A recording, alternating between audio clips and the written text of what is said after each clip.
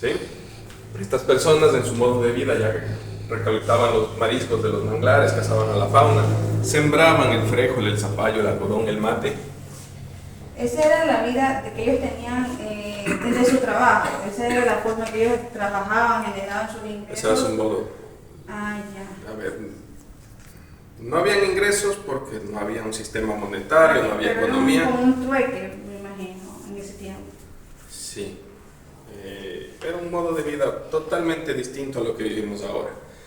Entonces ellos vivían su día a día capturando sus alimentos, cocinándolos y explorando el universo, el mundo como ellos lo veían, el territorio como ellos lo Más o veían. menos en qué década se tiene. Estamos hablando de 10.000 años de antigüedad. 10.000 años de antigüedad hasta el presente.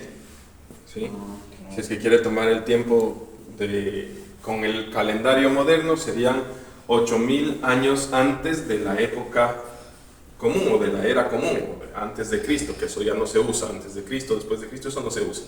Antes de la época común, que sería 8.000 años, o hasta el presente son 10.000 años. Okay. Tenían su modo de vida, principalmente eran personas que se dedicaban a la pesca y a la agricultura. Tenían sí expresiones culturales aparentemente, con minerales por ejemplo, conseguían tintes y se pintaban los cuerpos. Ah, ya, ese prácticamente era su vestimenta, con pintura No, o tenían aparte. no conocemos cuál era su vestimenta, son 10.000 años, no hay vestigios que nos puedan decir cómo era su vestimenta. Aparentemente, por los antropólogos hacen una comparación con otras culturas en otros lugares en el mismo tiempo y el uso de esto, que aparentemente usaban estos tintes en su piel. Muy probablemente se protegían del clima con pieles de animales que se colocaban encima, pero no hay vestigios, no hay registro de eso por la cantidad de años, eso desapareció. Tampoco hay ningún registro histórico de idioma, de escritura, ni nada de eso, porque son 10.000 años atrás. Lo que sí tenemos es todo lo que sobrevivió con el paso del tiempo. Por ejemplo, los rituales funerarios, que los hemos clasificado, y eso es un tipo de ritual que sí podemos hablar, y le cuento de este lado. ¿Y esos rituales quedaron ahí solamente en lo que en esa época? Porque en la actualidad no se ejerce eso, ¿verdad? Han ido cambiando. Todos los seres humanos somos personas que tomamos todo desde nuestro pasado. Exacto. ¿Sí? Entonces, por ejemplo, el sitio arqueológico está detrás de la ventana. Esa montañita que usted ve allí detrás es el sitio arqueológico y responde al cementerio más antiguo del Ecuador, Las Vegas. Ahí se encontraron cerca de 200 personas enterradas en 77 tumbas, porque habían 3 tipos de tumbas. Ahí empiezan los rituales.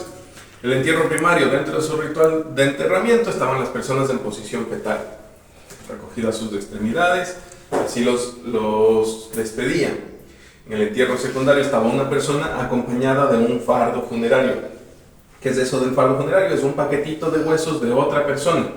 Cavaban de otra persona, sacaban los huesitos, hacían un paquetito y lo enterraban junto con la otra persona que acababa de morir.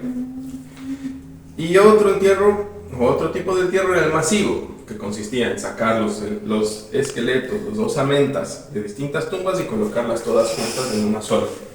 Creemos que hacían esto era para mantener cerca a sus seres queridos, parte de los rituales. ¿Qué más incluían los rituales? Cuando hacían estos fardos funerarios, ocupaban un tinte rojo, que lo vimos a un ladito, y con ese pintaban los huesos que exhumaban de otra tumba, y así purificaban el espíritu de la persona que acababan de sacar de la tierra. Era parte del ritual. Otra parte del ritual era dejar ofrendas. Las ofrendas eran principalmente, por las que quedaron, eran de piedra, y pues era el material que más perdura, ¿no es cierto? Habían piedritas de colores que ellos consideraban que eran mágicas, especiales. Habían piedritas que eran útiles, por ejemplo, para moler, para golpear, para que tengan peso las redes de pesca. Otras las pulieron para hacer una especie de bolitas, que muy probablemente las utilizaban los niños como juguetes, como las canicas que conocemos ahora. En la actualidad ninguna de estas prácticas se ejerce, solamente fue en la época. Sí se ejerce, claro que sí, se ejerce. Sí se ejerce. Porque todavía dejamos ofrendas funerarias cuando enterramos a alguien. Ya. Han cambiado, no dejamos piedras, pero a lo mejor Algo alguien simbólico, sí, a la abuelita, por ejemplo, le dejamos los aretes, al abuelito le ponemos la corbata favorita, o el sombrero, claro. o al primo, qué sé yo, la camiseta del Barcelona de Pelé. Esa tradición sí se ha llevado en generación hasta la actualidad, de diferente manera, pero sí se mantiene. Igual los entierros secundarios, entierros masivos, se siguen ejecutando con una forma diferente. Existen las bóvedas familiares donde se colocan a todos los familiares, que sería lo mismo que un entierro masivo, sino que ahora tenemos organizado, de pronto lo hacemos de concreto, ponemos ahí cada espacio, pero sigue siendo reunir a los familiares el objetivo principal. Y lo mismo en el entierro secundario, fallece el abuelito, cuando fallece la abuelita sacamos al abuelito, los juntamos en el mismo ataúd. Entonces son tradiciones que han cambiado un poquito, pero la esencia siguen perdurando. La esencia, ¿verdad? Sí. Muy interesante esto. Los descendientes, bueno, ellos vivieron aquí en la península de Santa Elena durante 4.000 años. Es decir, hasta hace 6.000 años ahí cambiaron. Sí, pero entiendo que vamos a visitar ahora la casa, la parte del cementerio, y ahí le voy a contar un poquito más. Cultura, todo tenemos que cambiar, en vez de tumba, Las Vegas.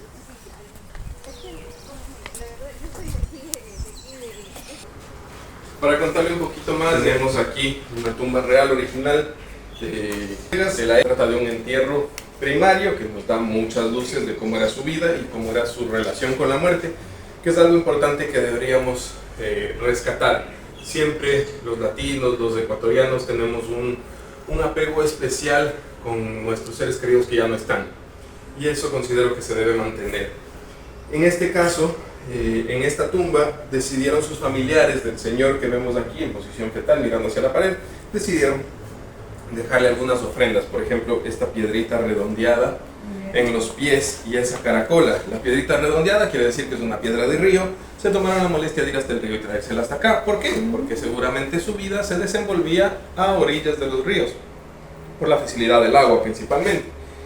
La caracola que pueden ver ahí se convertía en una herramienta de agricultura, atravesada por una madera, amarrada en la punta de la madera, se convertía en un pico para labrar la tierra y de esa forma podían sembrar.